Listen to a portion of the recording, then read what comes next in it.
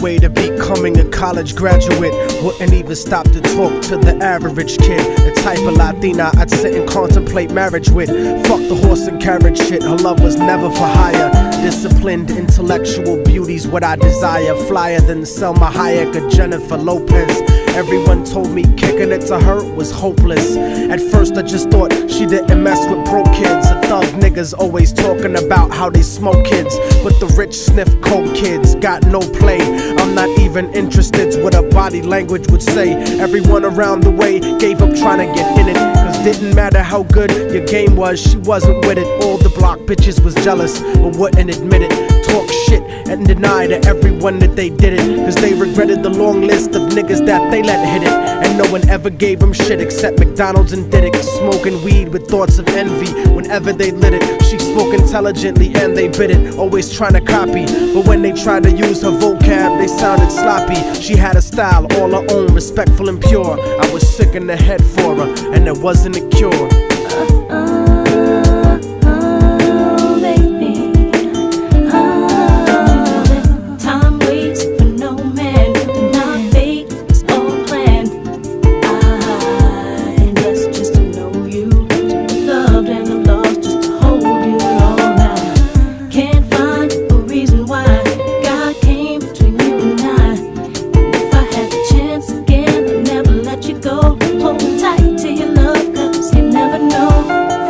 So brown and beautiful, yet empty and sad. I used to talk to her occasionally and she was glad that I wasn't just another nigga trying to get in it. So every now and then we'd stop and talk for a minute. I didn't have a gimmick, so the minutes turned to hours. On her birthday, I gave her a poem with flowers. Then I took her out to dinner after her cousin's baby shower.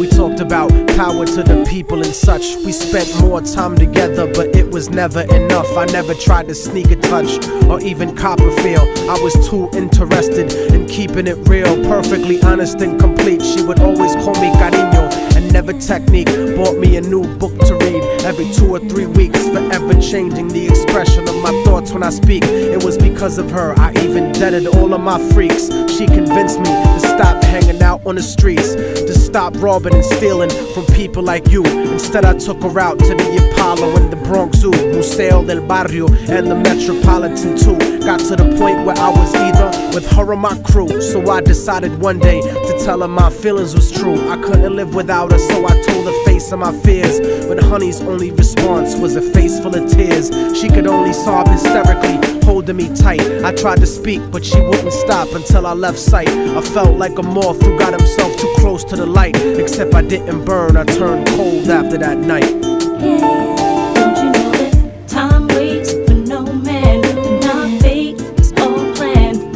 I'm blessed just to know you, to be loved and I'm lost just to hold you all now. Can't find a reason why God came between you and I.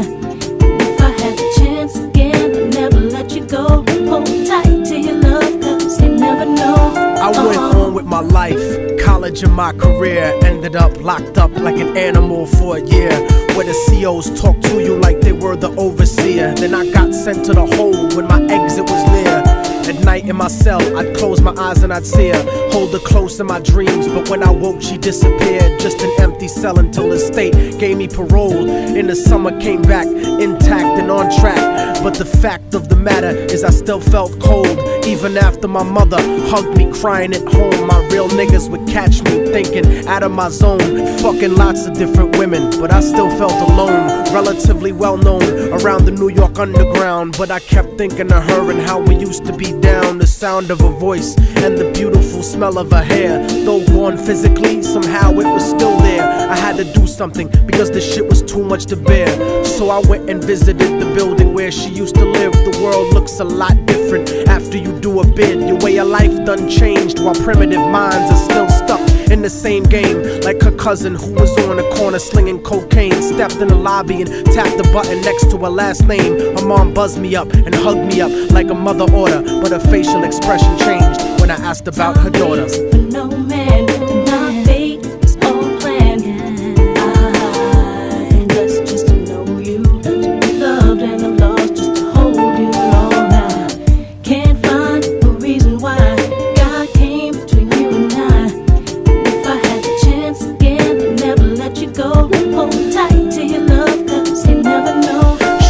that there was a note for me that was left behind, and she had left it there waiting for such a long time. I was inclined to ask about it, but she brought it up first. I saw a tear swelling up in her eye, and then she cursed. She told me where the letter was, and I started thinking the worst.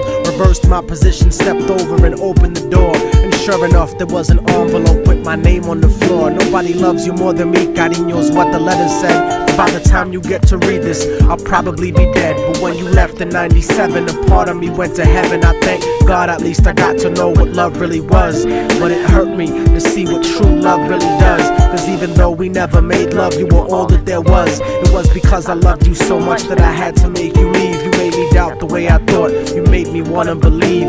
And then I slipped up and I let you get close to me. It was hard to not be openly when people spoke to me. This was not the way I thought my life was supposed to be. Baby, don't you see? I had a blood transfusion that left me with HIV. Hope didn't exist for me since late in 1993. I died a virgin. I wish I could have given myself to you. I cried in the hospital cause there was no one else but you. Promise that you'll meet me in paradise inevitably. No matter what, I'll keep your love forever with me. What happened for the rest of the day is still a blur, but I remember wishing that I was dead instead of her. She was buried on August 3rd. The story ends without a sequel, and now you know our technique. Don't fucking fall in love with people. Hold the person that you love closely if they're next to you. The one you love, not the person that simply has sex with you. Appreciate them to the fullest extent and then beyond, cause you never really know what you got until it's gone.